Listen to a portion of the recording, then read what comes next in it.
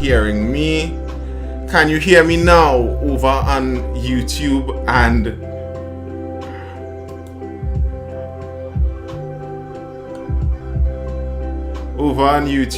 Instagram? Let's see.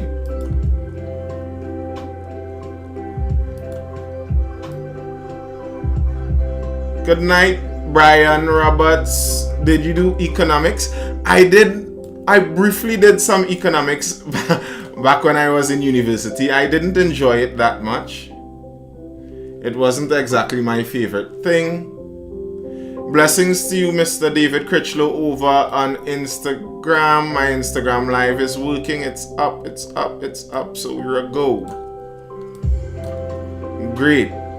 NFL Malik over on YouTube, and he is hearing me well. So all's well. Renegade. Just this Instagram page is so weird. It just insists it must fight me. It must fight me. Alright. We're good. So what news are we talking about today? I saw someone said it in the chat already. The police officer who lost his gun. That's quite a bit of a story. A police officer went to an event. The news version of the story versus the online version of the story is always a bit different. The news version is usually a little more politically correct. It doesn't get down into the dirty details like you'd see on some of those online pages. So I, being the nice, decent person I am, I'm going to look at the news article version. And tell me, my Instagram viewers, you're supposed to be getting a better view of the news articles when I pull them up now. It's a little creative. And I'm hoping that it works. And it works for both Instagram and YouTube lives. All right. Cop under probe for missing gun. Right. Before I get too far into the story, let me make sure the dynamics of this looks good on my Instagram live.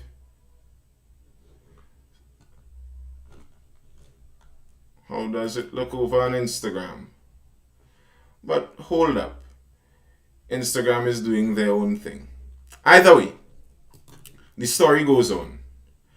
According to the online version of the story, they say the police officer went to assess. But that's not the series of events that is officially recognized by the news. According to the Express article, a police officer who works in the Northeastern Division is being investigated after he misplaced his Trinidad and Tobago Police Service issued Galil rifle, a whole rifle. The officer told investigators that he last had the weapon at a house party on Christmas Eve in the San Juan Lavantil district, police said. He said he placed the weapon with 2 magazines hidden away from patrons at the event. However, he left the event without the weapon. It was not until 10 hours later that the officer realized the weapon was missing. Investigators said checks were made, but the rifle was not where the officer had left it. He notified senior officers and an investigation was launched. Welcome to Mindful, your host Nathan Springer. Thanks for that welcome there, Mr. Righteous Rebel. The police went to Zest and the gun went zesting too. Listen, I am not sure which version of this story to really go with.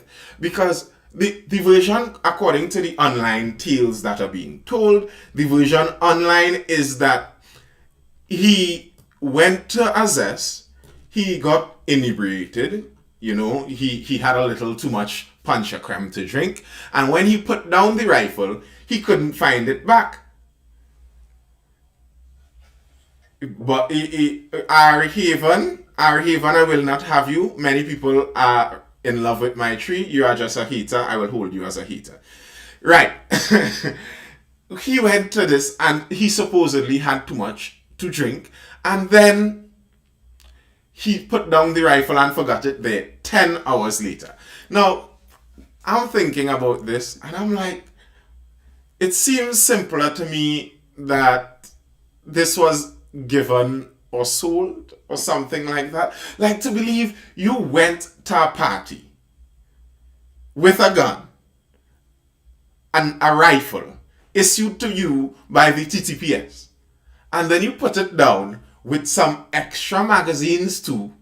Extra magazines just in case. You put it down with some extra magazines, and then you forgot it there for 10 hours. Like really, 10 out 10 hours. That just seems like a stretch to me. It seems very hard for me to believe like this was all just he mistakenly put this down there and then he got drunk and he couldn't find it back after. It seems to stretch what I'm willing to believe. I don't know how many others would believe that, but for me, it's a bit of a stretch. 10 hours, them have real brains. It seems to me more believable that, somebody made a quick purchase. Somebody made a quick purchase and he made a quick bit of money off of that. That honestly seems a bit more believable to me than what they're saying there, what they're trying there to have you to believe. That an officer misplaced a gun for 10 hours. Fell asleep, got too drunk. That it just doesn't add up the right way. And speaking of the possibility of misbehavior in public office, there's another one popping up also. Recently, there has been a bit of back and forth between some post office workers, the postal service workers, and the minister in charge of the postal service.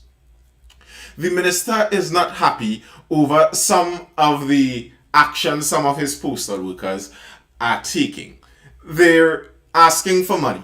Basically, they've been asking for money around the Christmas season.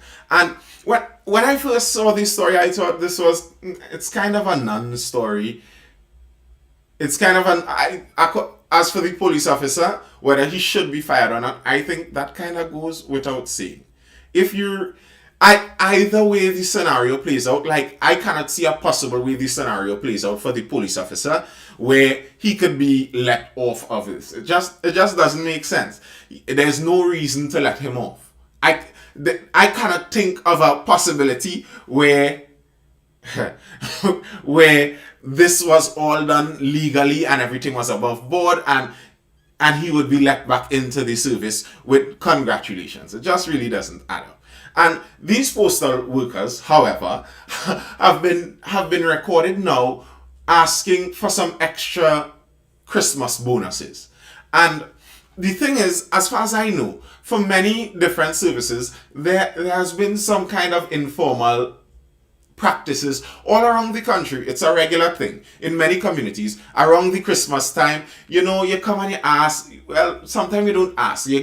Somebody give you a little bottle or something, somebody give you a little bottle or something. But the postal workers took it a little step further.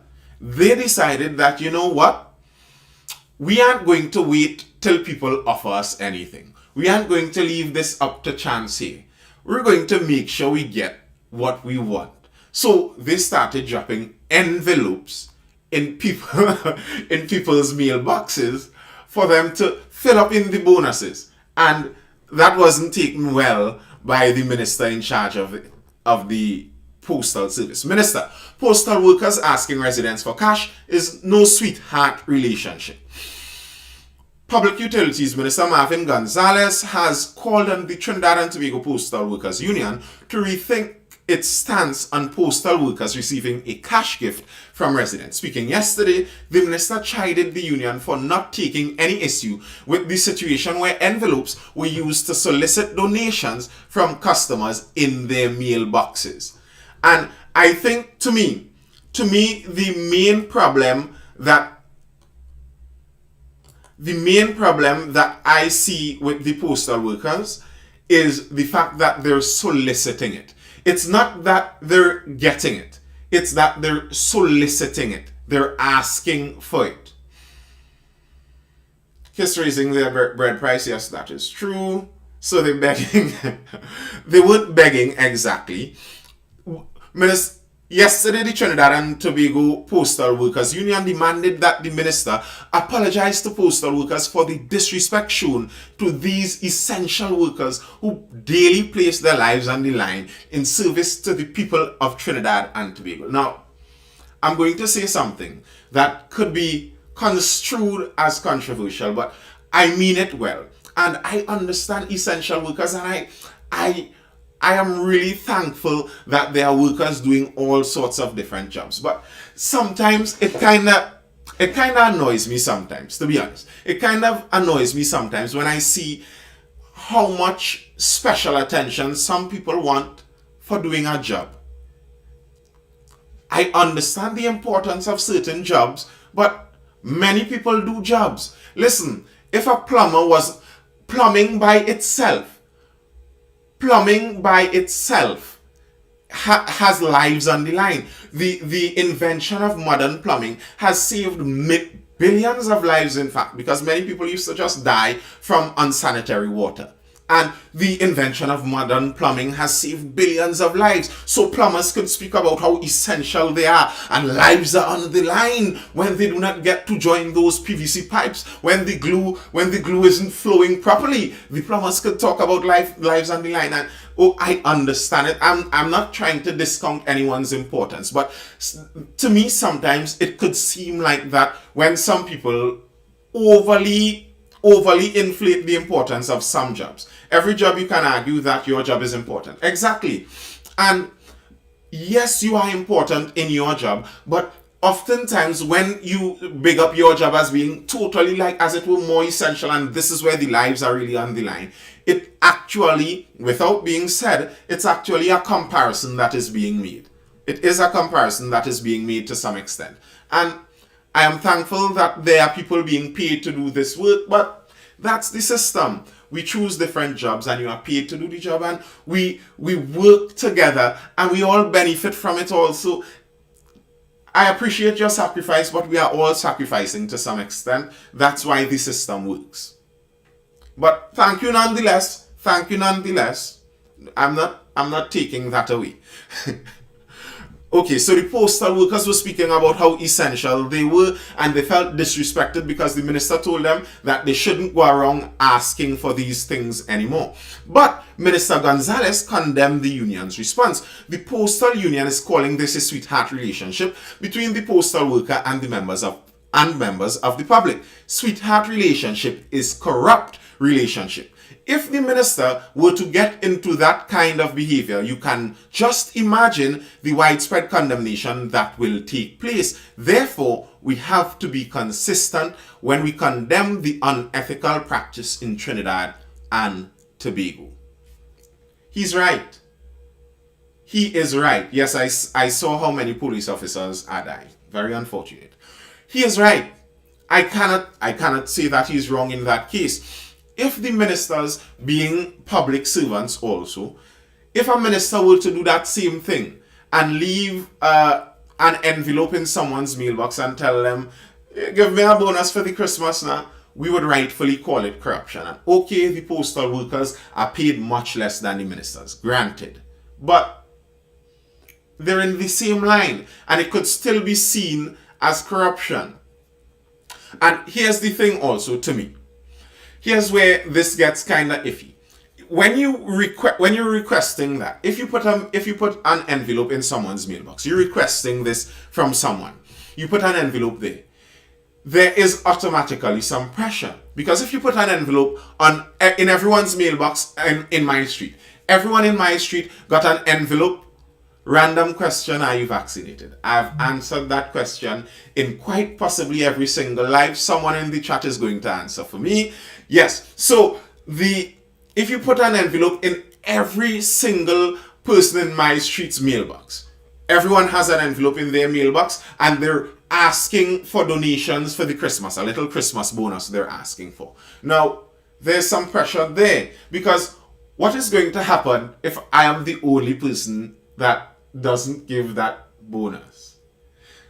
Now, you could say that there would be no different treatment, but there could be an assumption there that And the assumption to me could make some sense that if I am the odd one out that doesn't give the bonus, I am the odd one out, I do not give any bonuses there. Hi Chloe Nova City. I do not give any bonuses there. Then I could feel like in the next year, some of my meal could get lost in transit. And some of my meal could take a little longer. And some people could be ignoring me a bit. Talking about Christmas bonus, I see you have on a new shirt. This is not a new shirt. This is not a new shirt. I've had this before. I have no idea where this idea that I am making some kind of weird cement money is coming from. All right. So yes, there is an intimidation factor of sorts in it because you're requesting it. The way I see this is, if you were just like, to me, I am aware that in many different areas, the garbage collectors, when Christmas time comes, sometimes they could collect a case of drinks by the time they make their rounds. They could collect a case of drinks, and I don't think anything is wrong with that. If someone gives you of their free volition, that's one thing. Someone is giving you a punch or come, and I believe the minister actually said that in his statement. If someone is giving you something of their free will, they're choosing to give you it. That's one. But when you ask for it, it creates a whole different perspective on how this functions. It changes the dynamics a bit. And I kind of agree with the minister there. I kind of have to agree with the minister on that one.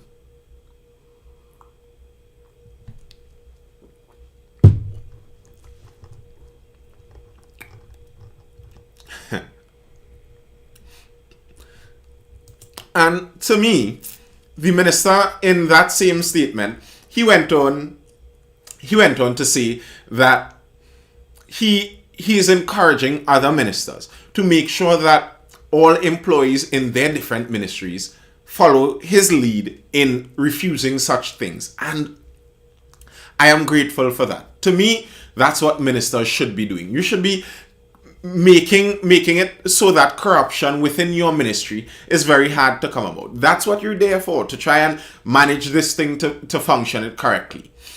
And speaking of ministers doing their job, the Ministry of Trade is attempting to intervene and cushion the blow of the increase in flour prices. As we all know, well, I don't know if we all know it, but if you were in the live yesterday, you would have known, and if you read the news or listened to the news anytime today, you would have known that these people in the live only have cement in my mind, that flour prices are set to raise. Flour prices are set to raise by Monday. Now, it was initially planned to be raised around 19%, but the Ministry of Trade and Industry intervened on our behalf, just as they did when TCL said they were going to raise their prices. So the Ministry of Trade and Industry is really working on our behalf. So let's see what the ministry got done. What were they able to accomplish for our benefit in reducing these prices? Following a meeting with the Ministry of Trade and Industry, National Flour Mills has changed the proposed price increase of hibiscus flour from 19% to 10%, according to a press release. They have also agreed to limit the increase in retail price of Ibis flour, its flagship brand, from 19% to 17%. We have a 2% cushion there. The Ministry of Trade and Industry was able to secure for us a 2% buffer on the flagship flour, Ibis flour. I wonder, in real terms, when that reaches to the customer after everyone puts their markup on it, if it was left at 19% versus if now at 17%, if there would actually be a real life experience, a real life difference in the cost that you'd be able to feel and experience in that 17% to 19%. Not that I'm saying in the long run it mightn't have some savings somewhere, but I think that would be negligible. And especially when you're looking at the knock-on effects, as in the industries further down the food chain, the industries that would require flour to do value-added things, I doubt that difference is going to cause much change. The following is a press release from the Ministry of Trade. They had a press release on this statement. And in their press release, they sought to explain certain things on why the prices were what they were. The increase in prices has expectedly been attributed to increased supply chain costs and substantially soaring commodity prices. NFM has noted that the price of spring wheat has moved from as low as $5 per bushel to as high as $10.91 per bushel. So they've seen more than double their prices in their raw material costs, and it's 46% higher now than it was in January to get things done. So the price that they have to pay for raw materials is just increasing. Now, NFM is majority owned by the government of Trinidad and Tobago. We, us, the people. Yes, that's like the police asking for Christmas time. Somebody was saying that over on Instagram. It's owned by us, the people. NFM is owned 51% by the government of Trinidad and Tobago. But 49% of NFM, which is actually a large portion also, is privately owned. It's publicly owned on the stock market, as it were. So they have to answer to their stock owners. They cannot just function on a loss as many government companies do. They have to have answers to their stakeholders, and because of that, they're functioning on the open market where they have competition to go at. So their prices cannot just be changed on a whim. And that's part of the reason why there isn't much that can actually be done. Although we could talk about NFM being our national flour mill, and why can't the government just do something and decrease these prices for the poor people? Understandable, the sentiment is understandable, but that's just not how it works. Because if the company has to function on a loss, then the investors aren't going to stay there. Vaporlut, you're going down inside of the inside of a deep rabbit hole there, Mr. Vaporlut. And it is true, Mr. William Gates, I believe he's the third, is right now, I believe it's the majority owner, the owner of the most farmland in mainland United States, which is interesting, very interesting. What he's going to do with that, I suppose, is up to him. Either way, regardless of that, Kiss over here in Trinidad and Tobago and Linda's have both announced that they're going to raise their prices. Now, this is the second time Kiss is raising their prices. They already raised their prices. When was that? September. They raised their prices just the other day. So Kiss is hitting a double raise in the year here. And by now, I think people should by now get some recipes and learn how to make your bread at home. It really is not that difficult. Forget about Kiss. I am sure it would save you more money to buy some flour and learn to make your bread. Good night, 868 Cooks. Yes, I am seeing the YouTube comments, Mr. Mantis Shadow. The thing, if you're commenting on Instagram or on YouTube, they're both on probably like about a 20-second delay from my exact live here. So I'd see your comments a little after I see whatever you commented on. But yes, I am seeing the comments on both Instagram and YouTube. So yes, Kiss has announced they're going to raise their prices. In a release, the company said the increase was in response to the announcement of the increase in the wholesale price of flour. And flour represents a core ingredient. This is the release from Kiss saying this. A core ingredient in the manufacturing of bread. Of course, we know this. As a result of this sharp increase, the Kiss Baking Company Limited would like to advise that we will be increasing the retail prices of some of our bread products by an average of 9%. This price will take effect on January 10th, 2022. We thank you for your ongoing support. Now, something I always notice about inflation and when we see prices going up. When we see prices going up, it goes up in a chain. There are some people who can afford to never take the loss. Some people never take the L.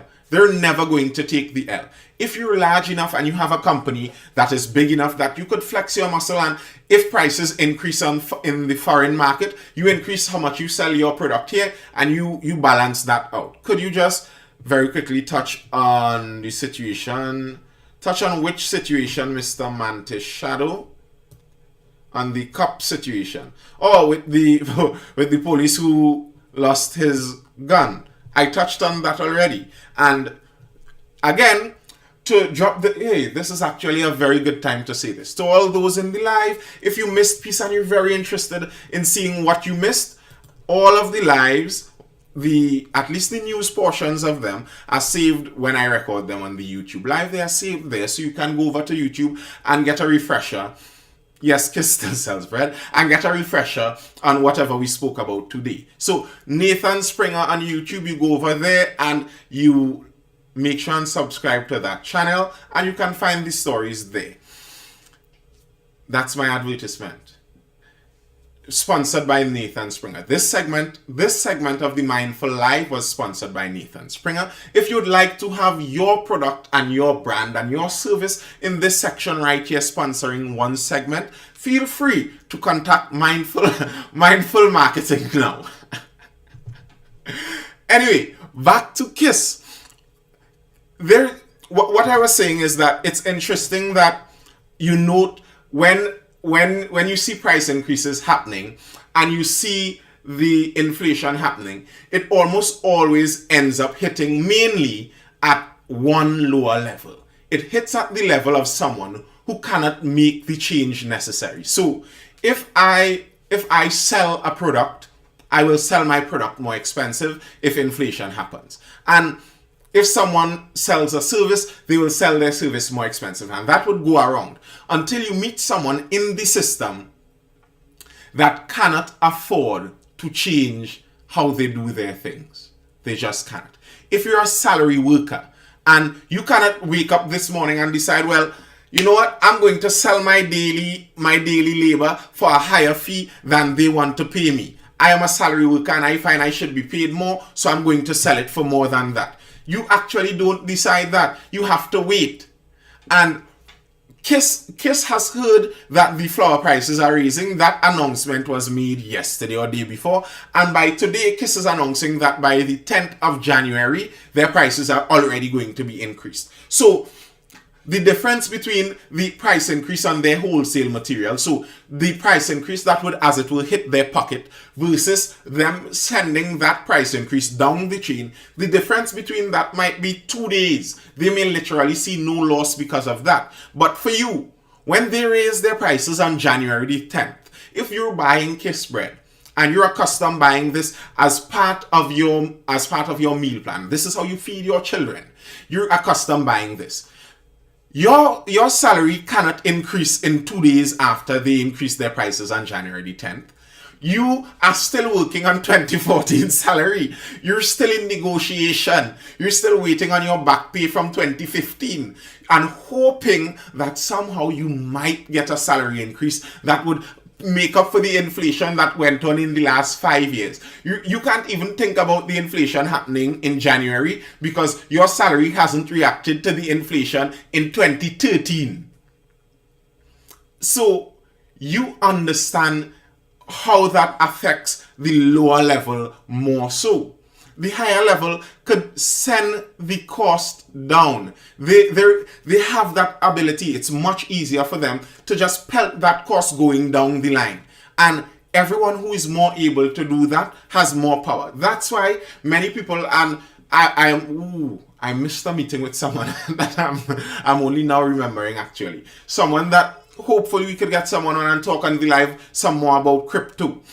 And that's one of the things that some people are speaking about with cryptocurrency and getting more out of the system and you having more control over your services and over your products. So if everything you do, you run as your service, then when prices increase, you're more able to move around with it and you're not at the mercy of everyone else. And I think that's an important thing to keep in mind if you're looking at the modern world and wondering where to move next in this modern world. I think that's a wise thing to keep in mind, that keep focus on on finding ways that hold you down less inside the system, that finding ways to be more free inside of the system. That's the general way to go that I would see it. General Manager René de Gans told Newsday the full list of products and prices will be available on Friday. We know that on average the weighted increase is 9%, but they went on to get into some of the details of their price increases. And I don't much care, to be very honest. Owner of Linda's Bakery, Peter George, said a price increase on their products will be decided in January. Speaking with Newsday about the price increase on flour, he said it was expected given the current state of food prices and the global shocks from the COVID-19 pandemic. Obviously, there is going to be an impact. We had an important management meeting yesterday, Wednesday. This is the owner of Linda speaking on the other price increases. It's just a slew of price increases. It's vegetable oil, it's margarine, etc., etc., etc. And that's another point to it. That it's not just one component increasing, and that's one of the difficulties going on right now. It's not just one component increasing. There are price increases going on around the board. All around there are price increases, and to react to that becomes much more difficult because it's not just focused in on one area. That's what the owner of Linda's was speaking on. That's why I support small businesses, because big businesses have no compassion for me and my family. Linda Story Baking Stores, now all that is Stop Baking Store, now all that is done from their home branch. I agree. Small businesses, supporting small businesses has benefit in it, and it does help circulate sometimes the economy a lot better. And the fact is, the larger businesses, the larger nearly any company is, the larger nearly any group of anything is, the less specific attention they pay to you. That's just the fact of the matter. That's why governments can be so dangerous. They're so large, a government cannot afford to pay attention to every little specific person. Similarly, a corporation is so large, a massive corporation, they really cannot afford to pay attention to every single little individual. They're looking at statistics over large numbers. They're looking at the agglomeration of statistics. Is this being cross-streamed on IG to the guy over on YouTube? Yes, it is. All right, Linda's owner continuing to speak here. No decision will be made until the new year, so by the middle of next week, we will make a statement. Our team has been instructed to deep dive into the business, every single silo of the business, to see how we can minimally impact our customers. He added that the price increases have opened opportunities into alternative flours, such as cassava in the long term, but that would take a lot of strategic planning and reformulation of recipes commercially. You see, I guess Mr. Peter George was listening in on our live. We spoke about this even before the owner of Linda's. You see, when you're on the Mindful Live, you're ahead of the news. You can advertise it with that, just by the way. When the prices decrease, how we don't see price decreases. It feels like TNT's economy market is creating more barriers to entry.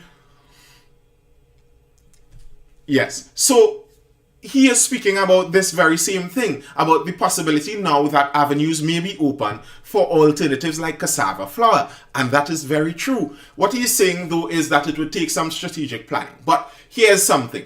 If you already have someone at the end of the chain, because he is about at the end of the chain there, he's someone who is selling a finished product to customers. If you have someone there already voicing at least their intention of being open to the possibility,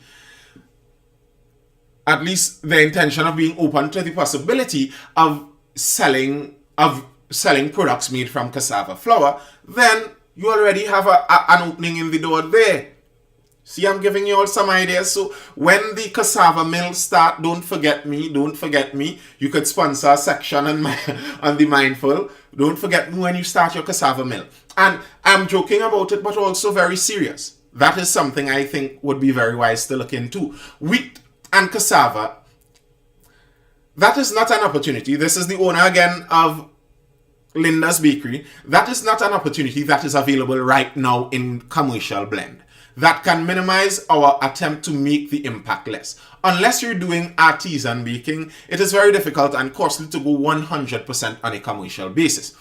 Wheat and cassava can work when blended together, so there's an opportunity with that, but unfortunately I do not know a lot of people working on it. So here's what. So you all start to work on your wheat and cassava blends, someone work on the cassava there, and talk to Mr. Peter George. You already have a business waiting there for you. There's an opportunity there for you to get some sales for your cassava blends.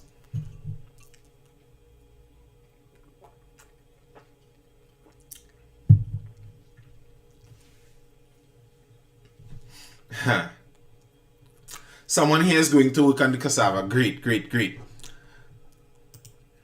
All right. We're switching gears a little here and getting back into some of the curious news of some of the days before. Some of the curious news. Listen, I don't have a direct line to Mr. Peter. If you have a critique about his recipes, you'd have to go and find a way to talk to him. We're going back to some of the curious news from back Boxing Day. I suppose you would have an idea what we're talking about here. From back Boxing Day on that fateful floating restaurant. The news is continuing. And as I supposed, and you see again, you're seeing multiple times that the Mindful Lives are predicting things on point. Coconut flour plus coconut oil. Well, boss, make them all. Make the coconut flour, make the cassava flour, make the dasheen flour, make the Edo's flour, make the sweet potato flour. Make them all. Make them all. But as I rightfully predicted, Mr. Schoon, the owner, well, partial owner of the boat, got himself a good lawyer. And the argument they're making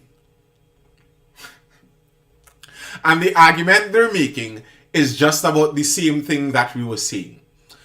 But I feel Edo's will make a good flour. I'm just telling you, don't knock it till you try it. I feel like Edo's will very likely make a beast of a flour. Here's what's going on, however, with Mr. Schoon. Over on the Newsday, Schoon's lawyer tells Jacob police acted illegally against Ocean Pelican. Attorneys representing businessman Adrian Schoon believe the police who stopped patrons of an event aboard the Ocean Pelican vessel acted illegally and have argued their client did not break any laws or regulations. The attorneys are arguing it. They're going for the win. Leave me and that Corelli pastel alone. I'm not going through with that. A letter from Schoon's attorney, Kiel Taklal Singh. Now, that's a name you're seeing regularly all over the place. Mr. Taklal Singh is making that paper. It feels like nearly every case I read in the newspaper and you see an attorney, he is somewhere in the list. He's putting in the work in the end of the year season. So Mr. Taklal Singh on Wednesday suggested Acting Police Commissioner MacDonald Jacob or another officer review his client's certification and visit the premises to ensure the necessary safety protocols could be practiced. In the letter, Taklal Singh asserted Ocean Sweetness Limited was not providing a party boat service, noting that no captain or crew were aboard the vessel at the time to suggest the promoters had any intention of sailing. He contended that sailing would qualify the vessel as a party boat. But if there's no means by which the boat can sail, how can you call my vessel now a party boat? My vessel is a floating restaurant. There's no captain. There's no crew. There's just restaurant staff here. There's just food and vibes.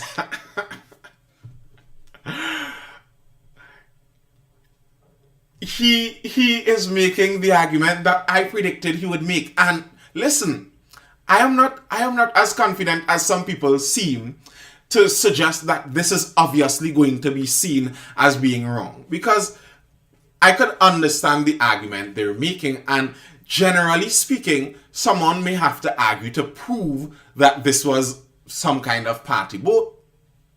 If there was no crew and no captain and the boat had no way of being sailed, then how was it a party boat?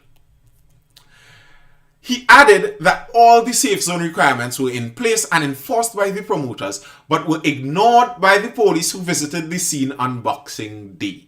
The officers who disrupted our client's operations on that night summarily took the view that our client's activities transgressed the said party board prohibition pursuant to Regulation 4(1)(c) of the Public Health Regulations, he wrote. They did not consider our client's special restaurant license, nor the fact that operations on that night were being conducted in accordance with safe zone protocols and procedures, i.e., inter alia, a fully vaccinated space. We had a safe zone, big man, and we were a specially registered restaurant. Now, here, what is going to be very interesting to me, and I do not see it out of the realm of possibility, outside the realm of possibility. What is going to be very interesting to me is if this ends up in a case where they aren't actually prosecuted for this. They are shown to be in the right, at least legally. They may very well be able to launch a lawsuit against the TTPS for lost earnings because of this. It may very well be possible. Because if they were wrongfully stopped, if the police stopped them and they had no grounds to stop them according to the law, about the square foot per person in the boat, here's the thing with that square foot per person in the boat. If you were in the live, I believe that was 2 nights ago, we looked at that. The boat was registered for 250 people. Now, if you look at the boat, if you're on the Instagram live or on the YouTube live, I scrolled up there and you could get a look at the boat. If you look at the boat, that boat to me, I have never been on the vessel. I will preface it with that. I do not know the actual size of it. But looking at the vessel from pictures, 250 looks like a hard sell. I don't think that boat really can hold 250 people. That doesn't quite add up to me. But that is what it was officially registered for. It was officially registered for 250 people. But on the night in question, on the afternoon or evening in question, they only had 100 people. So they were well under the half their capacity limit. And that's the stipulation of the safe zone. You have to have half of your capacity. So if you're on your official license, you are licensed for 250 and you have 100, no one can come now and tell you that you're disobeying the rules because you are at half your capacity. You are at below half your capacity. So that one wouldn't fly. I saw someone asking over and over about the wrong address. I didn't actually see their lawyer deal with that one. And that may be, to me, that was the most pertinent thing inside of that. That was one of the most curious things. I don't know how they would exactly get around that. How they would get around the fact that they have the restaurant was actually registered at number 25 or number 250 West Queen's Park, Savannah, or something to that effect. And if your restaurant was registered with that location and then found out on the water in Chaguaramas, then there are some discrepancies there.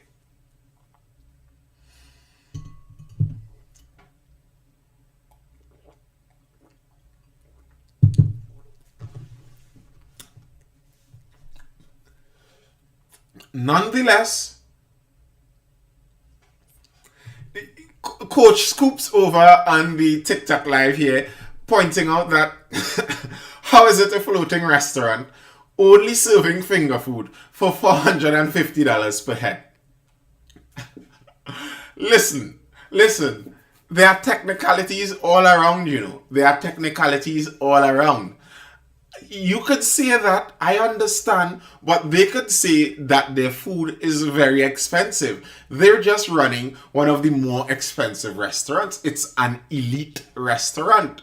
I believe the promoters who through that event, the name of their group is Young Urban Professionals or something to that effect. So they're looking at a certain level of clientele. Our clients want exquisite meals that cost $450, and they're there to provide the meals for them. And can you prove them wrong? You're saying that you don't believe it, but can you prove them wrong? That's the thing. Can you prove that this was not a restaurant? Yes, Yap Life.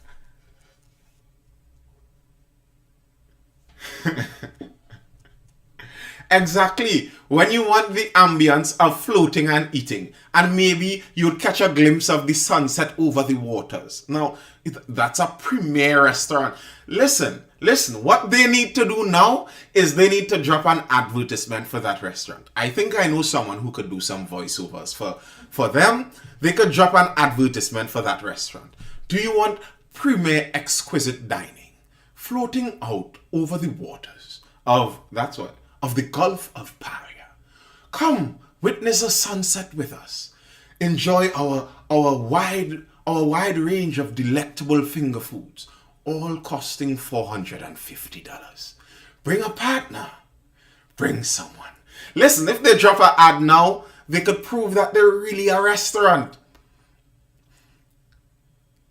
And that's the thing. The point is, he took the time to go through the rules and found every technicality to play. I don't know if he found every technicality. I guess that is still up to be seen. But I believe very likely if they do press charges against them, this matter would be argued in court. This matter would be argued in court. All right. Last few stories for the day. Well, the last group of stories for the day. Moving on to tedious old COVID. COVID is so tedious, like we just have to keep talking about it because it's the thing that is premier in the news, it seems like. And I understand many people are tired of it, but so be it. I never voiced a cement ad in my life. Minister Terence Dialsing, when he was asked about how he would rate the treatment of COVID over the year, he said, we've done extremely well. Despite ending 2021 with a record number of COVID-19 deaths and infections, Health Minister Terence Dialsing said Trinidad and Tobago has done extremely well in managing the pandemic this year. Dialsing gave this response yesterday when he was asked for his overall assessment of how the country handled the pandemic in its second year. The thing with this, when I read through this story, they went on to quote the amount of deaths, the amount of people that have been recently infected.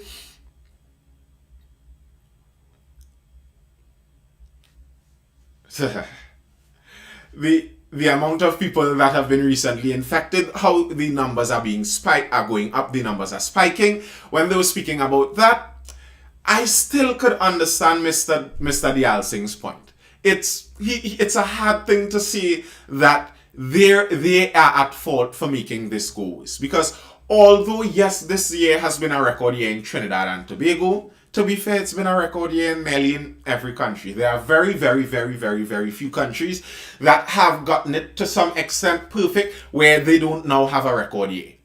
So the thing with a judgment like this, if you're saying how would you judge up to them, that judgment would be as compared to who? If you're comparing it to perfection, well, then it's nearly impossible to ever judge up to perfection. You have to compare it as compared to who? Who has done a better job, and that's what you're comparing it to.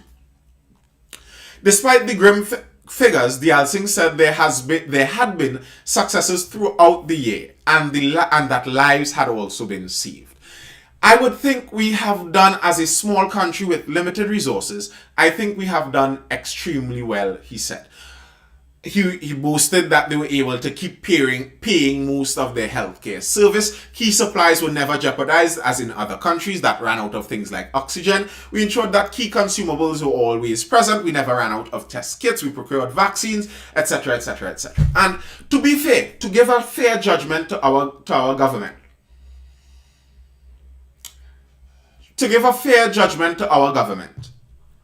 as compared to many places, if we look around in the Caribbean, for example, they have done about par. they have done about par. They haven't done any much worse, any much better. I wouldn't say they have done particularly well, and you could take their model and carry it to any country and it would be super successful. I'd say they've done about par. And the reason I would say they've done about par especially also is our government did one of the easier things. They did one of the easier things. They did the safe thing. Now, the thing with the safe thing, you're always kind of in the middle. If I know Mr. J. Chris says he did stats, so if you know your normal curve distribution, if you're doing the safe thing, oftentimes you're going to end up just in the middle. You're very likely not going to end up anything special, but the chances of you getting it worse and getting it horribly wrong is small. And our government stayed right on the line. Wherever WHO says to go, that's where we would go, and that's what they did. Fair enough, fair enough. That's a safe movement on the global level. It isn't pioneering, it isn't exceptional, it isn't particularly ingenious, but it's safe. And at times, safety may be the more important thing. Maybe especially when you're dealing with a new virus. Now, the thing is, I think as we move on through time and we move away from this being the novel coronavirus of 2019, and it's now COVID-19 with the different strains that we're getting familiar with now. COVID is no longer a stranger. He is the annoying neighbor that kind of moved in now. So some of the safety in moving only with the entirety of the crowd, I think needs to be separated from.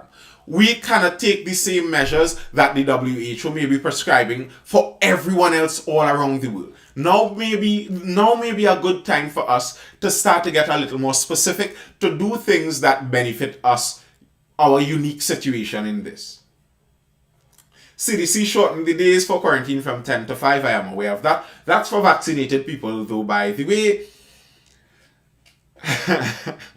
That was your worst course in UE. To be fair to you, statistics is the worst course for probably the majority of people in UE. Wasn't statistics the most failed course in UE at some point in time?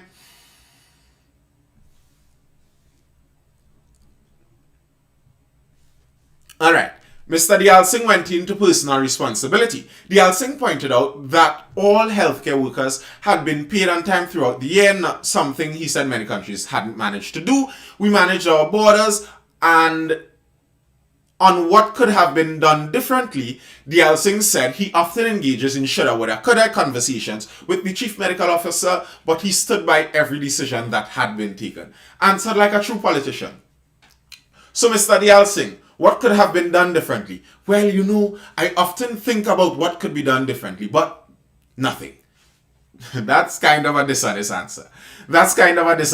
You can think of some things that could be done differently. And herein, to me, is part of the problem when we allow the healthcare and science to become a little more political. Because a politician is the kind of person that would say, I would do nothing differently. While a scientist, someone who is investigating this with a scientific mind, is someone who would be looking specifically at everything that could have been done differently. At the end of your science experiment, anyone here who did science back in school days, in university level, you're doing your labs, at the end of it, you're there and you're looking for all the things that could have been done better. You're looking for what were those things called? All the limitations and all the suggestions that could make our next lab better in that case. So that isn't exactly a scientific way to think about it. That, I often think about that, but I don't think about it. But for a politician, it's understandable. But then again, you have a politician in charge of a scientific-minded thing.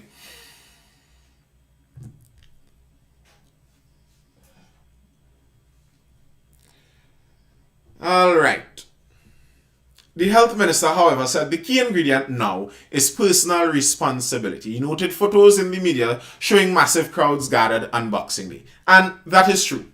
That is true. The key point now is personal responsibility. And I agree with that. It is personal responsibility. I've been saying this many times. But here's the thing. If you're saying that the key point now is personal responsibility, but at the same time, you're forcing people to become personally responsible, those two don't exactly go together. Is it personal responsibility, or are you going to force the people to be responsible? You're leaving it to them, or is it not? Oh, you went beach today? Great for you, Mr. Alex Wallix. And it was nice. Which beach you went, Mr. Alex Wallix? Now, as I was saying, to be fair to Mr. Dialsing, it's not just Trinidad and Tobago that is seeing those spikes happening. The US hits record level of new COVID cases. New cases of COVID-19 in the United States have soared to their highest level on record, largely driven by the highly contagious Omicron coronavirus variant. And then on that, in the United States, one of the more interesting points, as I saw someone talking about vaccination in the chat there, one of the more interesting points I saw is if you look over at the NBA. Those of you who like your basketball, like me, I like a little basketball every now and again. You look at the NBA is limping across some of the finish lines there because everyone seems to have COVID. And the NBA was functioning basically in a fully vaccinated safe zone bubble. So the NBA, I think, is one of the prime areas that prove the vaccination isn't the thing to really stop this pandemic when it comes to looking at infection numbers. If you're looking at infection numbers, you cannot possibly think that vaccines are going to stop this pandemic. That has been blown out the water. It has been rubbished. It is not going to happen. Vaccinations are not going to stop this pandemic.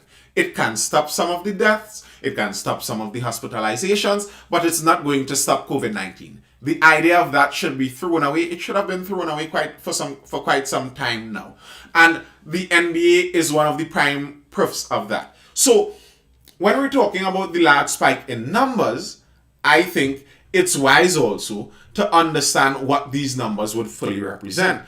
It's not just the US, as was pointed out, it's the world. The entire world hits a record number of COVID-19 cases in a week. So in the week gone, the world itself recorded the highest number of COVID cases since the beginning of this pandemic. Since the beginning of this pandemic, in a week, we have just recorded our highest number of cases when so many vaccines have already been distributed. So again, this is again to disprove the vaccines are not going to stop this pandemic. This is not to say they aren't going to stop you from getting seriously ill. I'm making sure to keep that balance. But the last thing I'm going to look at is over on Twitter. That dark, seedy place called Twitter. There's a very interesting thread that I saw over there. And someone pointed out a bit of that. Deaths are on the decline. And I think this is one of the most important things. This is a study. This is fresh off the press. Brand new study, ready to be, it's the preprint of a study that is going to be published in The Lancet, which is one of the premier scientific magazines. It's a scientific study conducted by one Professor Abdul Karim from South Africa. How sick did COVID-19 patients in South Africa get during Gauteng's Omicron wave? Now, Gauteng is an area in South Africa. Why did the study authors look at Gauteng instead of the entirety of South Africa? Because one, South Africa's Omicron outbreak started in Gauteng, so there's data for a longer period than other provinces. They looked at the first 4 weeks of Omicron and compared it to the same periods of the wave 2 and wave 3. So they compared 4 weeks of Omicron. Would you do a Twitter space once a week so we can comment real time? I might think about that. I might think about a Twitter space. Since when the Ministry of Education does answer, how do they know they spread it? Alright. So going on with this study. This study I think is one of the most important studies. This study explains a lot of what we're going to see in the future. It's kind of a future picture for the entire world, because right now the entire world is seeing a spike, but this study I think explains all of this. So listen on carefully to what this study is saying. This is, I believe, the main last thing we're going to talk about on this live. South Africa's Omicron outbreak started in Gauteng, so they compared 4 weeks. They compared a 4-week period with the Omicron wave. They compared that same 4-week period with the Delta wave, and they compared that same 4-week period with the Beta wave, which was the second wave, not the initial one, the Beta wave. So we have 4-week comparisons between the Beta, the Delta, and Omicron. From when to when were the 1 month periods of the wave? So the beta wave was from the 29th of November to the 26th of December in 2020. The Delta wave they compared was from the 2nd of May to the 29th of May in 2021. And the Omicron wave they compared was from the 14th of November to the 11th of December. So we have the dates there. Now this is where the information starts coming in and it starts getting very interesting. This man mustache inspiring. Thank you. I'm glad my mustache inspires you. This is where the information starts getting very interesting to me. How many reported COVID-19 cases? So how many people tested positive during the first month of each wave in Gauteng? In the beta wave, in the first month, we had 41,000 people and 46 testing positive.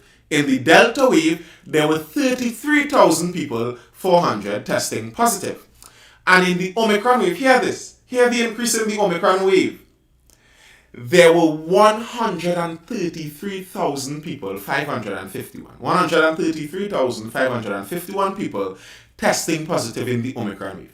Compare that now to the Delta and the Beta wave.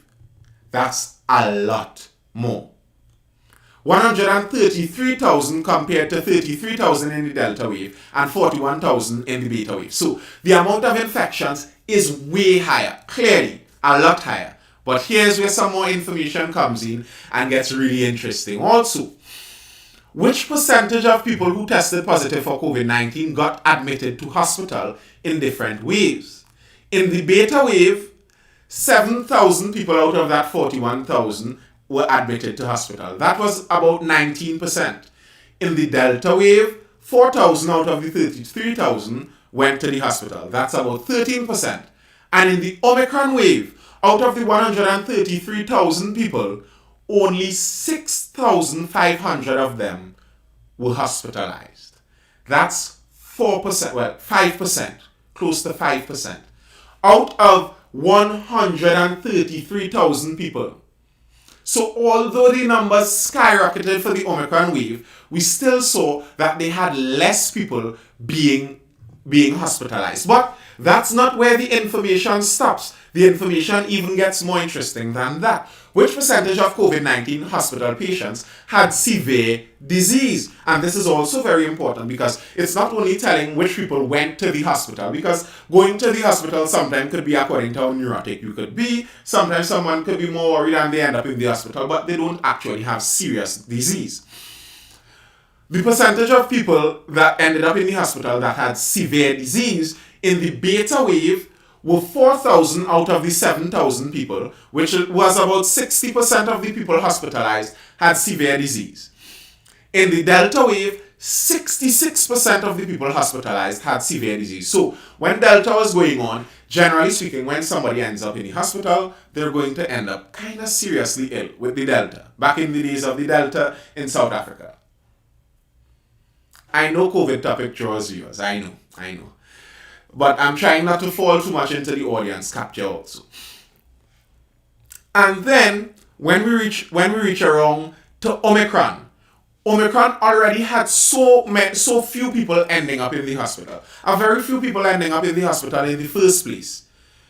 Omicron had only the 6,000. And out of those people, only 28% of them were severely ill, got severe disease. So we had 66%, 60% in the two previous waves, and now we have only 28% in the Omicron wave. So the number is again decreasing. So fewer people ended up in the hospital. Fewer people, when they ended up in the hospital, got severely ill. Yes, you should offer some analytic services. There's an entire table there for those who are so curious to go look into it. Of COVID-19 patients needing supplemental oxygen.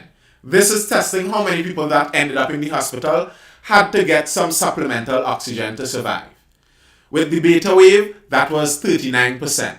With the Delta wave, that was 48%. Again, the Delta wave is showing why I think many people are getting so severely ill and so many people are dying with this Delta wave. Where can we read this article, Nathan? This isn't yet an article. It is a clinical study that was done in South Africa. It is a paper that is going to be printed in the Lancet. So here's what I can do for you. I will copy that and make sure it is placed in the description on my YouTube video. Or you could search for it over in the Lancet. Clinical severity of COVID-19 patients admitted to hospitals in Gauteng, South Africa during the Omicron dominant fourth wave. Now, I don't know if you would be fully interested in reading this because it's a scientific paper, but go for it if you'd so be interested. It's a scientific paper, it's there. What I am going through here is a thread on Twitter that summarizes it in a pretty good way. It's a scientist summarizing the findings of it. By the way, most of the Omicron discovery in South Africa was incidentals. I'm aware of that also. So the supplemental oxygen that was needed for the Omicron wave, the supplemental oxygen for Delta was 48%. The supplemental oxygen for Beta was 39%. The supplemental oxygen needed for Omicron was 19%. Again, far lower numbers. I mean, not even close. They're not even comparable, really and truly. They don't even seem like it's the same virus. It seems nearly at very safe levels. And some scientists over in South Africa are making some of those claims. Here's another bit of analysis. The median hospital stay. For Mr. Stats in the chat there, you should know median quite well. Median is the middle, right? It's in the middle. Not the longest, not the shortest, the middle average of their stay. The median stay for Beta wave was 7 days. The medium stay for Delta wave was 8 days. Again, the Delta showing how dread it was. The medium stay for the Omicron wave was 4 days. So you stay in the hospital shorter. You are less likely to be severely ill. You are much less likely to need oxygen. You are much less likely to end up in the hospital in the first place. You are much less likely to become severely ill. But you are much more likely to get it in the first place. Keep that in mind.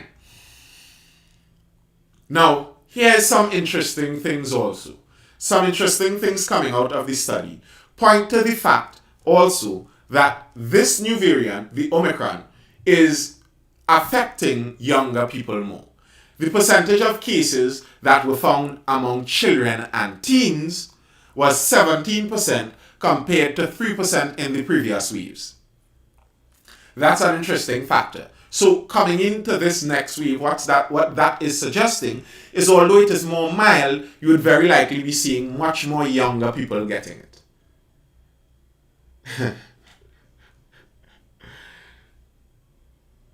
Yes, many people are hoping that Omicron overtakes the Delta and becomes the dominant strain. And they're seeing promising evidence that that may very well happen because Omicron is showing that it is giving backward immunity, meaning that if you got Omicron, you're now immune not only to Omicron, but you're also immune to Delta. So if the Omicron is more contagious than the Delta, and it gives you immunity to the Delta, very likely it could totally wipe out the Delta, as there would be no Delta that could be spread in the population. Listen, I don't want to say something like, out of all the choices, Omicron is the best. That's a very strange thing to say, I think. I think that's kind of strange, a strange point to make, that Omicron is the best. Because we're talking viruses here. They did highlight Kendrick Amar, you're forcing me now to go back to the article. I was going to leave it at that, but you're forcing me to go back to the article because you did actually bring up a point that they brought up. Something they were noting in this breakdown and in the study itself was, let me see. Note, the study cannot tell you how much of Omicron's milder disease effect was due to it being a less virulent virus, or vaccination, or past immunity, or it cannot even tell you the difference. They don't know whether this would be able to be extrapolated from South Africa to other countries, because the lifestyle choices in South Africa, the amount of lifestyle diseases, may not necessarily be the same in every other country. So that is also a fact. That is also a fact. That's the vaccination Omicron. Careful. That is also a fact. So there are multiple things in this, and that's the nature of science. This is actual science, not obey the science and listen to everything that is said regardless of anything and don't question anything. Science has a lot of nuance. There are usually more questions than answers. When you get an answer to one thing in science, it oftentimes opens up a whole wider scope of questions for you. So for example, now you have questions here about what was really the main factor in Omicron being less virulent, whether it's just that it's a less virulent strain, and that seems obvious, or whether there was also a factor because of the vaccination, or whether there was a factor because the virus has been here for 2 years already and a large portion of the population has already been naturally immune. So there may be multiple factors, and oftentimes the truth is that it may very well be all of the factors. A problem many people have with nearly anything in life, is single variant thinking, single variable thinking. They think like everything is controlled by only one variable. It's one thing that changed that caused this entire problem. While in nearly every single case, for nearly every single thing, it's oftentimes multiple things that cause the evidence that you see of it. The final thing you see is usually caused by multiple different variables working together, creating that final image that you see. All right. This is the final live for the year. I will be seeing you quite in the new year. It's the final live for the year. I will be restarting on Monday the 3rd. So this is farewell to the Instagram and the YouTube viewers. I'm going to stay chatting over on TikTok for a little bit longer. Not very long. Just a little bit longer. But that's it for the main stories of the day. I hope you enjoyed it, and I hope you tune in the next time. Around 9 o'clock, I'm getting more and more things sorted out. So the time should be a little more precise. It should be a little more precise. Soon, around 9 o'clock, coming Monday the 3rd, we'll resume Mindful live session. So latest to the YouTube and to the Instagram live crowd. I hope you all enjoyed it. Big up in the chat. All the best for the new year, Mr. Carell Phillip over on Instagram.